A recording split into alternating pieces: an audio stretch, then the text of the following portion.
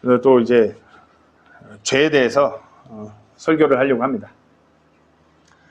요즘 이렇게 보면은 유튜브를 봐도 아니면 뭐 하다못해 페이스북, 인스타 뭐 너무나 많은 매체를 봐도 유익한 설교가 참 많아요. 유익한 설교 진짜 많고 설교 잘하는 설교가들의 설교도 엄청 많아요. 듣고 있으면 막 눈물이 줄줄줄 흐르는 그런 설교도 많아요. 감동을 주는 설교.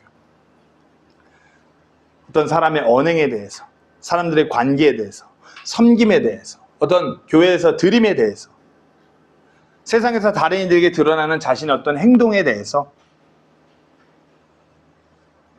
좋은 설교들이 많아요. 그리고 그런 설교를 듣다 보면 많은 사람들이 어떤 유대인들과 같은 그런 사고에 빠져서 그 설교를 듣고 내가 그런 행동을 좀 한다면, 그렇게 내가 좋은 언행, 좋은 관계, 교회에서 어떤 잘 섬기고 잘 드리고 뭔가를 잘 한다면 자신의 어떤 죄가 약간 탕감받고 죄의 무게가 좀 가벼워진다고 착각하면서 살아가는 사람들이 너무 많아요. 그런 신앙생활을 영위해가는 성도들도 많고요. 그렇게 가르치는 교회들도 많아요. 마치 자기가 죄를 많이 안고 살아가면 어떤 다른 걸로 하나님과 딜을 하면 그 죄가 탕감받는다고 착각하는 사람들이 많아요. 이것은 유대인들에게 있는 탕감교리예요. 율법을 잘 지키고 잘 행했을 때 하나님께서 뭔가 더 주신다는, 아니면 자신들의 그 죄를 좀 더 탕감해 주신다는, 그런 식으로 살아가는 사람들이 요즘에 많아요. 성경을 바르게 나눠서 보지 못하니까, 우리는 유대인들이 아닌데, 우리는 구원받은 신약교회 성도들인데 그릇된 성경을 해석함으로 인해서 잘못된 식으로 죄의 문제에 대해서 접근해요. 뭐 복받고자, 아니면 자신의 죄를 좀 가리고자 어떤 행위의 코스프레 같은 걸 하는 성도들이 많은 때에 살아가고 있어요. 죄라는 것은 구원받지 않은 자나 구원받은 자나 우리가 철저하게 경계하고 분리되어야 하는 더럽고 부정한 것이에요. 그래서 제가 오늘 또 죄에 대해서 설교할 때 듣기 좀 거북하셔야 돼요. 거북하게 들으시고 마음에 찔림이 되시면 반응하셔야 됩니다. 요즘에 많은 설교가, 유익한 설교가 있지만 죄에 대해서 듣기 거북하게 하는 설교는 이제 점점 유튜브 같은 데 없어져요. 매체에는 없어져요. 왜? 조회수도 안 나오고 듣다가 이제 좀 듣기 불편해. 다른 설교로 바깥아요. 그런 세대에 이르렀어요. 많은 설교 매체나 유튜브 컨텐츠들을 봐도 자극적인 거, 지식적인 거, 어찌 보면 우리가 마지막 때에 가장 시급하게 다루고 넘어가야 되는 성경 속의 주제는 우리 죄의 문제인데 그런 것이 많이 흐릿해져 가고 있어요. 오늘 그래서 한번 잘 들으시고 죄라는 그 육신의 그 나병과도 같은 누더기를 벗어내는 오늘이 되기를 소망합니다. 자, 오늘은 성경 말씀을 통해서 나병에 대해서 나누려고 합니다. 나병. 예전에 그 한국에서 그런 개역개정 성경 문둥병이라고도 하고요. 요즘 의학적인 용어로 한센병이라고도 하고요. 이제 말씀드리지만 오해하시면 안 돼요. 이때 이스라엘 백성에게 있어서 나병은 정말 무서운 병이었어요. 정말 오직 하나님만이 치료할 수 있는, 어떻게 할 수 없는 병이 나병이었어요. 그러나 지금 우리 그 현대 사회의 의학 기술은 이 한센병, 나병은 항생제를 통해서 치료하면 충분히 치료될 수 있는 병이에요. 그러니까 우리가 이렇게 보고 나누는 관점은 광야에서 생활하는 이스라엘 백성에게 생긴 나병, 지금 우리에게 생긴 나병은 아니에요. 왜 제가 나병이냐? 나병이라고 하는 이 병이 정말 이스라엘 백성에서 가장 부정하다고, 정말 더럽다고 여겨지는 이 병이 죄를 상징적으로 보여주기 때문이에요. 그렇기 때문에 우리가 이 나병을 통해서 이 죄라는 것이 도대체 어떤 것인지 우리가 시청과 교육을 받을 수 있는 것이에요. 이 죄라는 것을 통해서, 이 나병을. 우리가 이 나병을 통해서, 여기 그림만 봐도 저희 아내가 처음에 썸네일을 만들었는데, 야, 이거 너무 자극적이다. 이거 더 이상, 올해 이거 썸네일 띄워놓으면 조금 그렇겠다 싶어서 조금 더 이렇게 매끄러운 나병 환자 손으로 바꾼 거예요.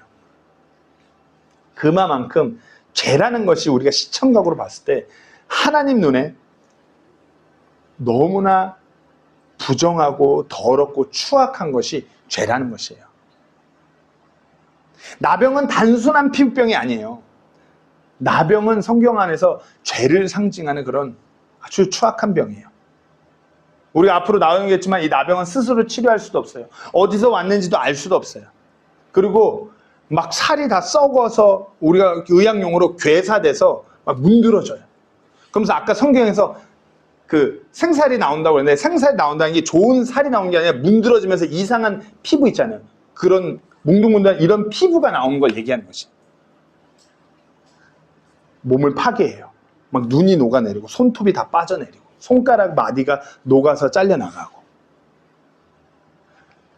그런 시청각 교육, 그것이 우리 삶에도 죄라는 것이 방치되어 있다라면 우리 삶을 썩게 만들고 괴사하게끔 우리 삶이 철저하게 무너지게끔 만드는 것, 하나님과의 관계를 단절시키고 우리를 무너뜨리는 것이 바로 죄라는 것이에요. 그래서 오늘 이 나병을 통해서 죄라는 것을 우리가 바로 보고 정말 그것을 어떻게 대처하는지 한번 나눠보려고 합니다. 자, 나병의 첫 번째 특징이 뭐냐? 나병은 사람이 치료할 수 없는 병이에요. 사람이 치료할 수 없는 병이에요. 오늘 보면 2절하고 3절 말씀을 보겠습니다. 어떤 사람의 살 피부에 돌기나 딱지나 밝은 점이 생기고 그것이 그의 살 피부에서 나병같이 되거든 그들이 그를 제사장 아론이나 그의 아들인 제사장들 중 하나에게 데려갈 것이요 제사장은 그 살 피부의 병을 살펴볼지니 그 병 부위에 털이 희게 되고 또 보기에 그 병 부위가 그의 살 피부보다 우묵하면 그것은 나병이니라. 제사장은 그를 살펴본 뒤 부정하다고 선언할 것이요. 나병은 인간이 이렇게 이때 당시 이스라엘 백성이 봐서 어디서 어떻게 되는지 알 수도 없어요. 그 뭐 치료법이 있는 것이 아니라 그냥 하나님 말씀을 통해서 제사장에게 데려가. 그럼 제사장이 살펴봐요. 그거 보고서 야 나병! 그러면 이제 나병인 거예요. 이 이스라엘 백성은 이때 당시 이 사람들은 이 인간들은 이 나병이라는 거 어떻게 할 수가 없어요. 어디서 왔는지도 알 수 없고 왔다고 해서 어떻게 대처하는 방법도 없어요. 그저 격리. 나병은 초기에 육안으로 확인하기 어려워요. 잠복기가 길게는 이 한센병의 의학 그걸 찾아보니까 한센병은 길게는 잠복기가 20년이래요. 그러니까 이 사람이 이미 벌써 나병에 걸려서 어떻게 했는지 확인조차 할 수 없어요. 이미 이게 몸으로 드러나면 이미 심각한 단계에 이르는 것이에요. 이미 몸에 나병이 보이기 시작하면 몸에서 이제 살이 썩어들면 썩은 내가 나기 시작해요. 냄새부터가 틀리대요. 우리나라도 예전에 그 한센병 환자들을 사회에서 격리시켰고 다른 지역 섬 같은 데 놓고 그런 선교를 하신 분들 많았어요. 되게 위험하다고 그랬어요. 그때 당시 잘 치료가 안 됐었으니까. 냄새도 심해요. 막 살이 썩은 데가 나니까요. 그 증상이 악화되면 얼마나 감염된지 감염 정도도 체크하기 힘들어요. 그저 지금 이때 당시 이 사람들에게 방법은 어찌할 방법이 없어요. 그러니까 제사장에게 데리고 가는 것이에요. 이것을 보아 알건대 죄도 마찬가지예요. 죄라는 것이 우리 안에 들어와서 잠복해 있어요. 그러나 우리는 그것을 쉽게 알 수가 없어요. 무엇이 죄고 무엇이 아닌지도 분별하기 힘들어요. 아무리 의롭다, 아무리 거룩하다, 아무리 하나님께 쓰시는 사람이라고 한들 죄 앞에서는 동일한 것이에요. 어찌할 수가 없어요. 다윗이 우리 안에 밧세바를 범할 때도 그 죄는 어디서부터 시작됐는지 우리가 이렇다 딱 찍어서 얘기할 수 없어요. 자, 전쟁에 나갈 때 게을러서 시작됐나? 아니면 지붕에서 거닐러서? 아니면 그것을 봄으로? 여러 스탑할 수 있는 그런 구간들이 많았어요. 도대체 그 추악한 죄가 그렇게까지 될 때까지 어디서 어떻게 잘못됐는지 알 수가 없어요. 죄라는 것이 그래요. 우리 안에 잠복하기 시작하면 이것이 완전히 썩어 문드러질 때까지 우리가 전혀 알 수도 없을 뿐더러 썩어 문드러졌으면 어찌할 방도가 없는 것이에요. 나병이라는 것은 잠복해 있다가 아무렇지도 않은 어떤 반점에서 이렇게 올라오기 시작한대. 근데 이 반점에서 시작하는데 갑자기 피부 전체로 퍼져가면서부터 살이 썩고 괴사가 되고 이상한 그런 뭉둥뭉둥한, 그래서 문둥병이라고 해요. 뭉둥뭉둥한 그런 살이 돋아와요. 손가락이 마디가 녹아버리고 이상한 살로 덮이고. 그리고서 이제 그렇게 문둥문둥한 살로 덮이면은 감각이 무감각해져요. 감각이 없어요. 그러니까 피부가 썩어서 괴사가 돼도 잘 몰라요. 옛날에 저 교회에서 주일학교 때 무슨 영상, 문둥병 환자 그런 영상을 보여줬는데 기억나요. 만화 같은 걸로 이렇게 했는데 누가 불렀는데 이렇게 하다가 우스개로 눈이 이렇게 녹아서 빠지는 막 그런 기억이 있어요. 우스갯소리를 그러겠지만 나병 환자가 실제로 살이 썩어서 괴사되면 누가 불러서 움직일 때 막 이게 뭐가 살 껍데기가 이렇게 뜨개져 나가요. 몰라요. 근데 그만큼 무감각해지는 거예요. 우리의 죄도 우리 안에 죄가 우리를 덮기 시작하면 우리가 죄에 대해서 무감각해져요. 내가 얼마나 심한 죄를 지어도 죄인 줄 모르는 상태까지 이르는 것이에요. 처음에 시작은 그렇죠. 나병이 작은 반점에서 시작하듯이 작은 어떤 탐욕에서 어떤 작은 육신적인 욕구에서 시작을 해요. 그런데 점점 그 욕구들이 커져가서 죄로서 나를 덮는데 전혀 몰라요. 영적으로 무감각해져 가니까. 삶이 철저하게 그 죄로 인하여 망가지고 무너지고 있는데 몰라요. 야고보서 1장 15절 말씀에 그런즉 욕심이 잉태하면 죄를 낳고 죄가 완료되면 사망을 낳느니라. 처음에 시작은 이렇게 점진적으로 가는 거예요. 욕심에서 시작되는 것이에요. 죄라는 것이 그런 거예요. 그러니까 제가 저 신발이 괜찮은데? 이렇게 시작된 것이 죄예요. 저 시계 괜찮네. 탐욕에서 시작되는 것이에요. 그것이 그대로 내 안에서 방치되면 죄를 낳고, 야, 내가 저 신발 어떻게 쉽게 가로채겠는데? 누가 어디서 벗어놓으면 내가 들고 뛸까? 내가 어떻게 저기 시계 벗어놓으면 들고 뛸까? 그런 게 반복되면서 우리 한국말에도 있잖아요. 바늘도둑이 소도둑 된다고. 걷잡을 수 없는, 오히려 단편적인 예로 탐욕을 그렇게 말씀드리지만 다윗과 같이 어떤 성적인 욕구에 의해서 살인에, 교사에 막 그렇게 너무나 많은 경우에 작은 죄로부터 시작돼요. 작은 욕심, 작은 육신적인 어떤 요소가 결국 나의 삶을, 나의 그런 하나님 안에서의 귀한 그 삶을 무너지게 하는 거예요. 단순히 나만 무너지는 것도 아니에요. 썩어 들어가게 하는 것이에요. 제가 말씀드렸습니다. 나병이 심해지면 어떻게 된다고요? 살이 썩어요. 괴사가 돼요. 제가 얼마 전에 드라마를 봤어요. 중증 외상센터. 제가 의학 드라마나 변호사 드라마를 되게 좋아해요. 의학 드라마 보면은 참 그게 목회자로서도 귀감이 되는 게, 생명을 살리는 것이 이런 거구나. 목회자는 영적인 생명을 살아야 되는 그런 거에서 참 그런 거에서 도전이 많이 되는데, 괴사되는 부분이 막 나오더라고요. 드라마인데 아주 적나라하게 이렇게 했는데, 괴사된 부분을 철저하게 다 잘라내더라고요. 썩었으니까. 썩은 걸 내비두면 몸이 전체적으로 그 괴사가 퍼져나가니까 그걸 다 잘라내더라고요. 나병 환자가 그래요. 내비두면은 걸려서 그 나병이 퍼진 부분이 썩어요. 뜯겨나가요. 이것이 뭘 말씀해 주냐? 죄란 것이 우리 육신에서 우리의 삶을 어느 정도 컨트롤하면 우리 육신의 그 부분이 하나님 앞에 내가 그 죄를 갖고 와서 죄의 용서는 받을 수 있어요. 그러나 그 죄의 결과물이 우리 삶 가운데 남아있음을 분명히 아셔야 돼요. 많은 분들이 착각해요.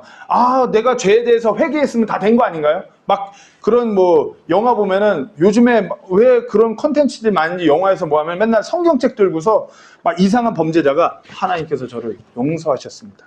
용서하실 수 있죠. 용서하는 거 맞아요. 용서받는 거 맞아요. 그러나 죄의 결과물에 대해서 삶에서 그 부분은 철저하게 썩어 문드러진다는 거 아셔야 돼요.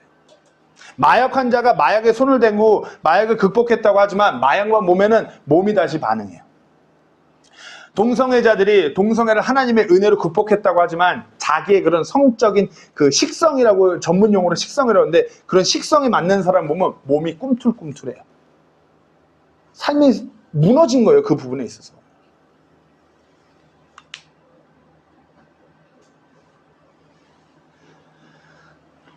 나병이라는 것이 사람의 힘으로 어디서부터 왔는지, 어떻게 치료해야 될지 없고, 걷잡을 수 없이 그 몸을 막 썩게 하고 괴사하게 하는 그런 병인 것 같이, 죄는 우리 안에서 어디서부터 어떻게 와서 어떻게 심각해지고 우리가 어떻게 할 수가 없는 거예요. 그리고 그 죄는 결과적으로 우리의 삶을 무너지게 해요.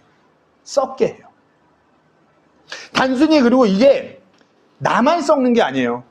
나병의 큰 특징 중 하나가 전염이에요. 옮겨가는 거. 주변에 전염되는 병이 나병이에요. 4절에 보면 제사장은 그 병을 지닌 자를 이래 동안 가둘 것이다. 이거 한 번 그런 거잖아요. 계속 나병이 확인되면 이래 동안 가둘 것이다. 나병이 확인되면 이래 동안 가둘 것이다. 나병은 전염성이 강한 병이에요. 나병에 걸린 사람은 공동체에 있을 수가 없어요. 제사장은 말하면 공동체로부터 격리돼갖고 어디에 갇혀 있어야 돼요. 나오면 안 돼요. 왜냐? 그 병균을 퍼뜨리기 때문에.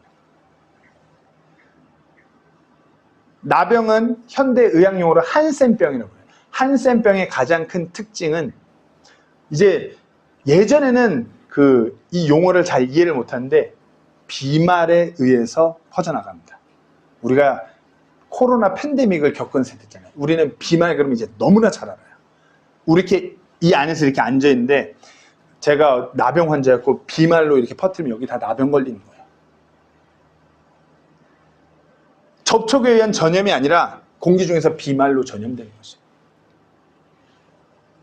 우리는 그 코로나 팬데믹을 겪어서 비말로 전염된다는 이 전염성이 어느 정도인지 너무나 잘 알아요. 우리는 이렇게 겪고 넘어가지만 후대에 다른 역사에서는 우리가 겪었던 이 코로나 바이러스 팬데믹에 대해서 엄청난 역사적인 그 무게를 실어줄 거예요. 그때부터 세상이 엄청 바뀌었습니다. 전 세계를 뒤흔들었던 그 코로나 바이러스. 그 바이러스가 어떻게 전염됐죠? 비말로 전염됐어요. 비말 통해서 중국 우한이란 그 작은 지역에서 전 세계 아주 구석구석 끝까지 퍼뜨린 게 비말로 전염되는 전염병이었어요. 나병이 그런 병인 거예요. 한 공간 안에 있으면 전염돼요. 옮겨요.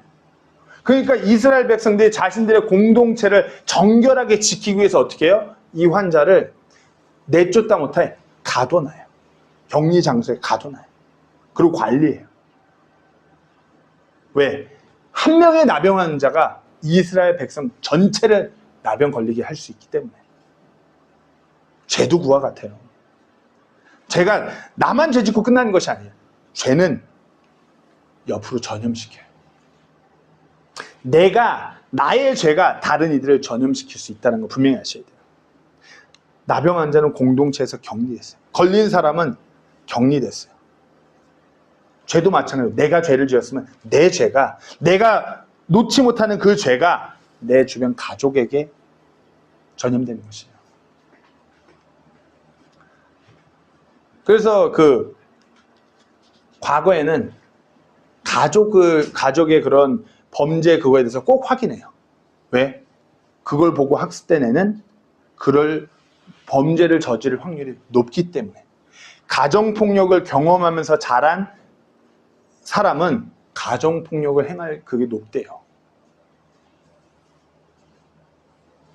나의 죄가 전염될 수 있는 것이에요. 내가 놓지 못한 어떤 육신적인 부분이 우리 가족에게, 우리 공동체에게 퍼져나갈 수 있는 것이에요. 아브라함 예를 봐도 그래요. 아브라함의 그 죄 패턴이 고스란히 이어져요. 롯에게도 이어지고. 자기 아내를 누이라고 속이며 거짓말하고. 그런 모든 것들이 죄 패턴이 동일하게 이어져요. 고린도서 5장 6절 말씀에 너희가 자랑하는 것이 좋지 아니하다. 적은 누룩이 온 덩어리를 뜨게 함을 너희가 알지 못하는 거예요. 작은 그 누룩 덩어리 하나가 전체를 그렇게 만드는 것이에요. 죄가 그래요. 이스라엘 백성에게서 출애굽하고서 여호수아가 그 이스라엘 백성을 이끌 때 아간이 그 죄 하나로 그 온 이스라엘 백성을 패배하게 했어요. 죄 하나가 공동체에 엄청난 영향을 끼치는 것이에요. 나의 어떤 육신적인 어리석음, 육신적인 그런 죄 하나가 나뿐만 아니라 내 주변 모두를 썩게 만들 수 있다는 걸 아셔야 돼요. 그리고 또 똑같이 내가 그 죄로 인해서 전염될 수 있는 것이에요. 나병 환자 접촉하면 그 사람이 누구가 됐든지 간에 그 공기 중으로 쉽게 전염될 수 있는 것이에요. 그렇기 때문에 우리가 어떤 세상의 문화, 너무나 나에게 악영향을 주고 나를 자꾸 죄로 이끌려는 그런 사람과 환경에서 우리가 분리된 삶을 살아야 돼요. 분리되라는 것을 뭐 그 사람 무조건 절교, 나는 절대 안 만나, 막 이렇게 하면 달라나가서 사셔야 돼요. 그 사람과 만나는 대화, 행동, 함께하는 모든 것을 내가 성경 말씀을 통해서 구별해내는 것이에요. 많은 크리스찬들이 이것으로부터 아이들을 분리시키기 위해서, 아이들을 격리시키기 위해서, 그걸 가까이 안 하기 위해서 철저하게 아이들을 이렇게 하고서 지켜요. 그런데 아무리 지킨다고도 결국에는 노출되게 돼 있어요. 중요한 것은 그들과 마주치는 그 상황 가운데서 어떻게 분별해내고 그것을 성별된 삶으로 이끌고 가느냐. 시편 1편 1절에는 하나님을 따르지 않는 자들의 계획대로 걷지 아니하고 죄인들의 길에 서지 아니하며 조롱하는 자들의 자리에 앉지 아니한 사람은 복이 있나니. 시편이 성경 양으로 봐도 구절로 봐도 어마어마한 양이에요. 근데 그 시편의 첫 번째 구절이 이거예요. 하나님의 따르지 않는 자들의 계획대로 걷지 아니하고. 그러니까 같이 마주치고 살 수밖에 없어요. 그러나 그들의 계획대로 걷지 말고 하나님의 계획대로 걸으라 이거예요. 죄인들의 길에 서지 말고. 그들하고 자꾸 이렇게 막 그렇게 되는데 그들의 길에 서지 말라고. 그리고 조롱하는 자들의 앉지 아니하는 사람은 복이 있나니. 죄로부터 우리가 분별하면서 분리돼야 되는 거죠. 왜? 나도 전염될 수 있으니까. 나도 그 죄에 영향을 받을 수 있으니까. 지금 우리의 삶을 스스로가 돌아보셔야 돼요. 스스로 내 삶을 돌아보고 이것이 나의 육신적인 추악함이고 죄악이라면, 이것이 내가 하나님 앞에 나의 범법이라면 그것을 짚고 넘어가셔야 돼요. 내가 정말 그런 상황 가운데서 그런 많은 사람들의 영향을 받으면서 나 또한 죄로 인해 무너지고 있지는 않은지 돌아보셔야 돼요. 죄라는 것은 아무리 의로운 사람도 빠져요. 다윗도 그랬어요. 그리고 우리가 욥기라는 그 말씀을 보면 하나님께서 진짜 이 사람은 하나님 눈에 인정한 얘는 의로운 사람이야. 그런 욥기인데 하나님한테 그럼 하나님 진짜 그래요? 한번 시험해 보시죠. 그러니까 욥도 나병에 걸렸어요. 누구나 걸릴 수 있는 것이에요. 욥기 2장 7절에서 이에 사탄이 주의 얼굴 앞에서 물러가 욥을 쳐서 그의 발바닥에서부터 정수리까지 심한 종기가. 그렇게 의로운 사람도 사단이 그렇게 할 수 있는, 누구나 걸릴 수 있는 나병. 죄의 영향력이 특정한 저 사람은 이게 좀 승질이 더럽고 성격이 그 까탈스러우니까 저 사람은 죄의 영향을 받고 저 사람은 참 말씀대로 잘 살아. 죄의 영향 안 받아. 그런 거 없어요. 목사, 선교사, 무슨 교회에서 무슨 직분자, 교회를 수십 년 다녔던 똑같아요. 죄에 영향받는 거예요. 때문에 아무리 내가 하나님 앞에 뭘 했다고 생각하는 그런 모든 사람이 더 위험한 것이에요. 죄 앞에서 동일해요.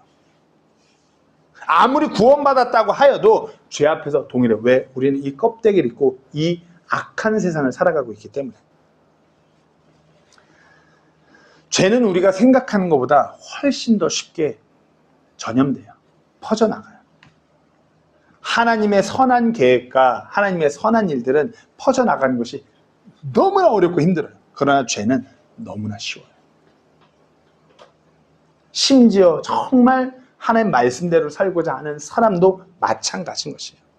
그렇기 때문에 우리가 늘 하나님 앞에서 깨어 있어야 되는 것이에요. 안일하게 생각하면 안 되는 것이에요. 하나만 더 나누겠습니다. 이 나병의 가장 큰 특징은 주님만 치료할 수 있는 병이에요. 8절 9절 말씀에 보라, 제사장이 그 딱지가 피부에 퍼지는 것을 보면 그를 부정하다고 선언할지니 그것은 나병입니다. 사람에게 나병이 있거든 그들이 그를 제사장에게 데려갈 것이요. 뒤에 이제 14장 2절에도 나병 환자를 정결하게 한 날에 그에 관한 법은 이러할지니라 그를 제사장에게로 데려갈 것이요. 나병 환자는 무조건 제사장한테 가야 돼요. 제사장한테 가서 책임을 받는 거예요. 제사장의 판단으로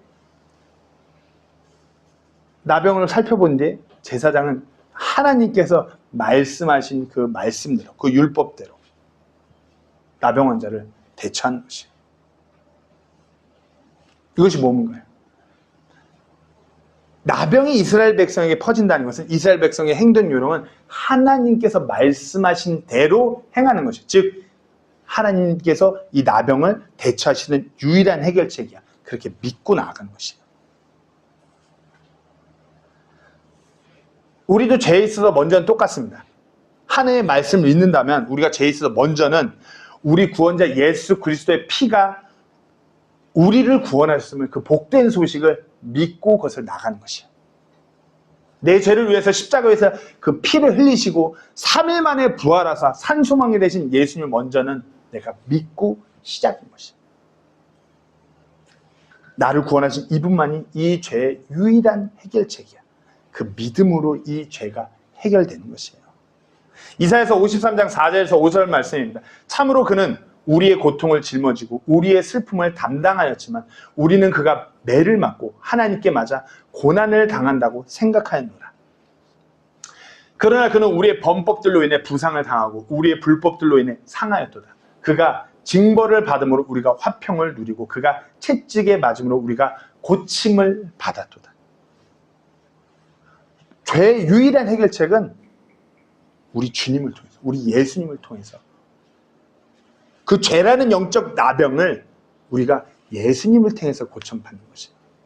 먼저는 그 예수님을 믿음으로 받아들이고 매일 하루하루 이렇게 살아가는 것이에요. 예수님을 통해서 우리가 구원받는 것.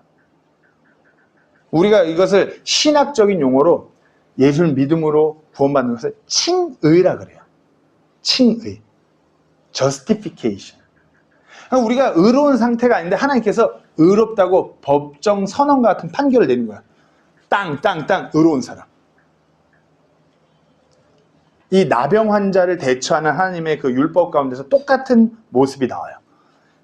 13절 17절 말씀을 볼게요. 제사장은 깊이 생각할 것이요 보랴 만일 나병이 그의 온 살을 덮었으면 그는 병을 지닌 자를 정결하다고 선언할지니 그것이 전부 희게 되었으므로 그는 정결하니. 제사장이 정결해 이러면은 정결하니라. 17절에 제사장은 그를 볼지니 보라 만일 그 병이 희게 되었으면 제사장은 그 병을 지닌 자를 정결하다고 선언할지 그는 정결하니라. 제사장이 정결합니다 이러면 정결한 거예요. 병이 뭐 어떻게 알아요? 이것이 끝난지 아닌지. 제사장이 보고 정결해. 정결하니라 선언하면 아니 정결하다고 선언하면 정결한 거예요. 물론 제사장이 하나님의 말씀 안에서 말씀대로 그 율법 안에서 분별하는 것도 있겠지만 여기서 우리가 보는 것은 구원의 그 상징적인 모형인 것이에요. 제사장이 정결하다고 선언하면 정결한 것이에요.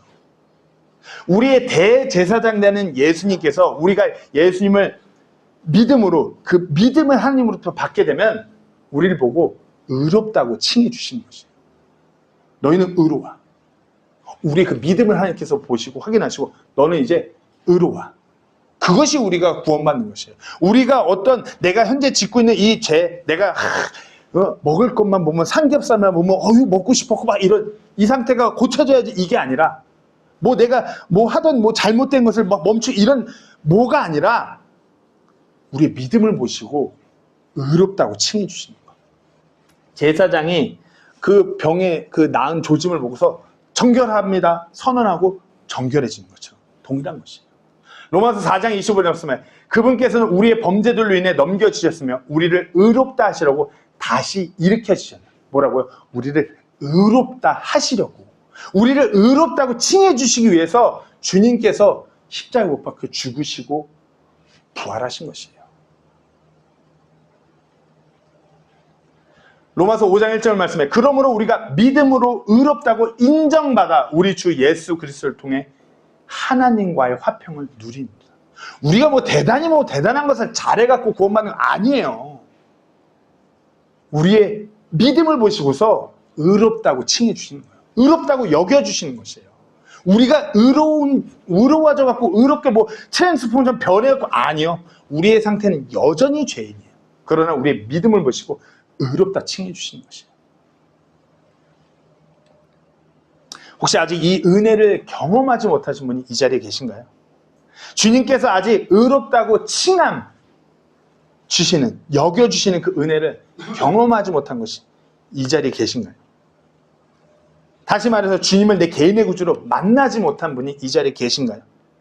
그렇다면 아무리 내가 거룩함을 쫓아서, 아무리 내가 무슨 죄의 문제를 해결하겠다고 끙끙댄다 한들 그냥 본질 없는 껍데기만 붙들고 있는 것이에요.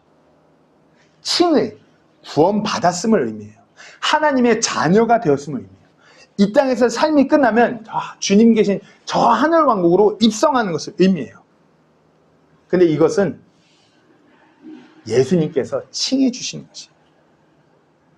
나병은 제사장이 선언을 해야 정결받는 것이에요. 이것이 핵심이에요. 부정한 것을 이기는 것은 우리 주님께서 우리를 의롭다 칭해 주시는 것이에요. 또한 우리가 그렇게 구원받았더라면, 정말 우리가 의롭다함을 입었다면 이 땅에서 나는 이제 하나님께서 나를 의롭다고 그랬어, 나 이제 막 살아도 돼. 아니에요. 우리가 성경 기록을 통해 구원받았고 성경 기록을 우리 삶의 최종 권위로 두고 있다면 성경 기록대로 살아가야 돼요. 내가 말씀에서 어긋나고 벗어나는 모든 부분을 늘 짚고 넘어가셔야 돼요. 나병 환자는 말씀드렸다시피 방치하면 살이 썩어 들어가요. 눈이 녹고 손가락이 녹고 발가락이 녹아요. 머리털이 다 이 두피가 녹아서 빠져버려요. 사는 게 아닌 그런 삶의 모습이 돼요. 우리의 이 땅에서의 삶도 우리가 죄라는 것을 우리 삶에서 방치하면 우리 삶이 그렇게 썩어 문드러지는 것이에요. 그러나 방법은 우리의 이 땅에서의 삶을 온전한 삶으로 지키기 위해서, 내 가정을 지키기 위해서, 내 공동체를 지키기 위해서는 우리가 성경 기록대로 살아가는 것이에요. 레위기 13장, 14장은 나병 환자에 대해서 대처하는 율법에 관한 하나님의 말씀이에요. 13장, 14장을 읽으면 거듭해서 제사장의 나병 환자를 보면 2일 동안 가둬요. 사람들로부터 철저하게 분리시켜요. 아까 말씀드렸다시피 성별돼야 되는 것이에요. 부정한 것이 퍼져나가지 않도록 분리시키는 것. 우리가 우리의 삶 가운데서 그 부정한 죄의 부분이 내 삶 안에서 내가 전염되지 않도록 그것을 분리시킬 수 있어야 돼요. 그것이 우리 가정 안에, 우리 공동체 안에 퍼져나가지 않도록 분별, 성별이라고 해요. 이것을 신학적인 용어로는 성별, sanctification입니다. 매일 예수님을 닮아가고 말씀대로 내 삶을 짚고 넘어가는 거예요. 나를 죄로 이끄는 그 환경으로부터 벗어나야 돼요. 매일의 삶에서 나를 자꾸만 유혹하는 그 모든 사람과 상황, 환경으로부터 구별돼야 돼요. 악한 육신적인 삶으로 나를 이끄는 모든 것들로부터 분별해야 돼요. 왜 목회자가 이렇게 아내와 함께 다니고 목회자가 홀로 뭘 이렇게 안 하고, 제가 가급적 누굴 만나는지 모르는데 저희 아내랑 같이 가요. 팬데믹 2년 동안 아내가 없을 때는 우리 형제님들을 같이 해갖고 누굴 만나러 가요. 왜요? 나름대로 성별된 삶, 구별되는 삶을 살고자 하는 것이에요. 목회자에게 더 많은 유혹이 있을 수 있기 때문에, 아니면 내가 유혹받지 않는 모든 상황이 나를 그런 식으로 몰아갈 수도 있기 때문에 나를 지키고자, 목회자로서 교회를 지키고자 그렇게 행동하는 것이에요.